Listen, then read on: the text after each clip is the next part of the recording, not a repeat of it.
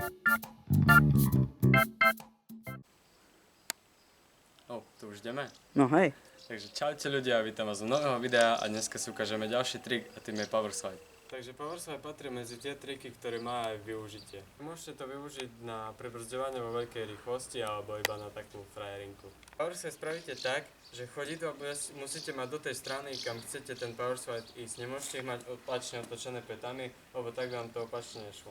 Takže keď budete mať otočené špičkami, tak sa ako keby zapriete do tej dosky a celým telom, celou panelu sa nahnete do tej strany, kam chcete ísť. Ak budete v tom power slide a budete chceli z neho odskočiť, tak stačí, ak tie nohy uvoľníte, že ich nebudete mať napnuté a vás to krásne vyrovná a pôjdete ďalej.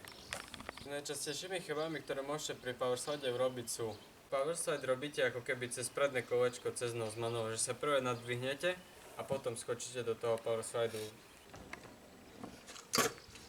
Ďalšou chybou je to, že máte nohy vzadu a nemáte ich tak, ako som vysvetľoval, alebo ich máte otočené pätou. A ďalšou chybou je to, že naskakujete ako keby do bunny hopu, že spravíte bunny hop a potom to skočíte do power slideu. Je to úplne jednoduchý trik, ktorý sa teraz pokúsim naučiť svojho kamaráta Paľa, ktorý vôbec nejazdí na kolobežke. Nohy si mal dobre, len skús sa ešte viac celým telom nakloniť do tej strany, kam chceš ísť.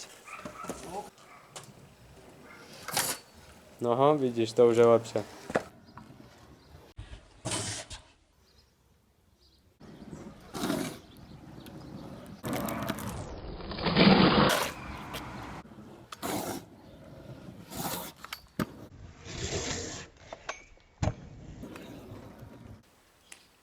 Páľa, no piči som zabudol. Teraz to skúsim naučiť kamaráta.